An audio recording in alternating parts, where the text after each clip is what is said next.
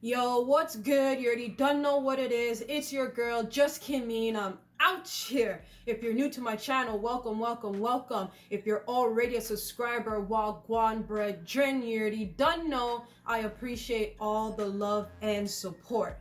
So we all know about the super fire flame movie called Parasite, directed by Bong Joon Ho.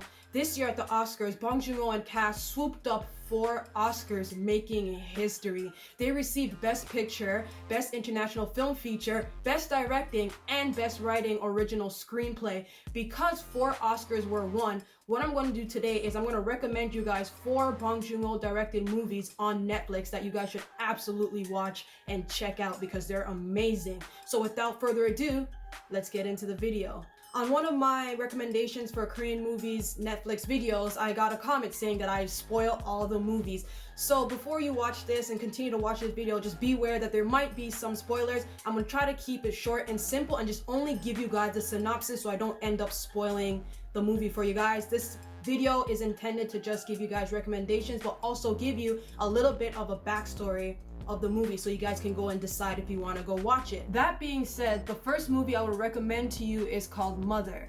This movie is about a mother who lives with her only son named Do Jun, and what she does for a living is she provides herbs and illegal acupuncture to people in the neighborhood. But one day, a schoolgirl was found brutally murdered and Do Jun was charged with this murder. Because the mother does not have a proper job or a proper financial income, she is left with no legal representation. And what she does is she starts her own investigation in order to prove her son's innocence. So this movie follows a mother trying to prove her son's innocence and her doing her own investigation. It's really dope, it's thrilling, it's mysterious, and obviously Bong Joon Ho did a very fantastic job directing this movie, so I highly recommend that you guys go and watch it. The second movie I'm going to recommend to you guys is called Okja. Okja follows a young Korean girl named Mija who for years takes care of this pig called Okja. Okja is a genetically engineered pig by some big American corporation. But one day when Okja is fully grown, the company comes to take Okja back to America. But Mija was not having none of that. She didn't want to let go of her beloved friend Okja, so she ends up following him to America. And trust me, this movie sounds weird and lame, but there's bare action, there's bare excitement, and there's a really whole backstory to it that I don't want to spoil for you guys. I highly recommend that you guys check this out. The third movie I would recommend to you is called Snowpiercer. This movie is actually entirely in English, and the only Korean in it is from the Korean character that is in the movie.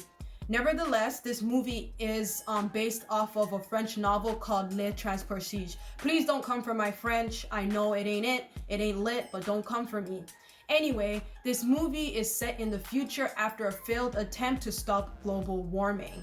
And due to atmospheric events, everyone on Earth has died, and the only people that are left on Earth are those amongst the Snowpiercer. So this movie follows how society is run and how society takes place amongst this train called the Snowpiercer. It is really good. I like the way it's shot. There's a lot of action in it, and I really like how the English character and the Korean character communicate and how they get along. It's really realistic, as you know. It really reminds me of how I communicate with some of my Korean friends. So it has a really good concept. It's really interesting, and you guys should go and watch it. It's dope, it's thrilling, there's action, and there's a lot of fighting, and I love fighting movies. If you know me, you know I love fighting movies, and there's a lot of action and fighting, so you already done know. Go check that one out, it's dope. The last movie that I'm going to recommend to you is based on a true crime story. If you know me, you know I absolutely love true crime movies, true crime series, true crime documentaries, etc, etc. So if you're like me and you love true crime stories and movies, you're absolutely going to love this one. This one is called Memory of Murder, not to be mistaken with another popular Korean movie called Memoirs of a Murderer. No, this is not it. It's completely different. This one is called Memory of a Murder. So this movie is based on Korea's first ever documented case of serial killings or serial murders. So pretty much it's based on Korea's first serial murderer. The movie follows the detectives assigned to the case and is shot through their perspective.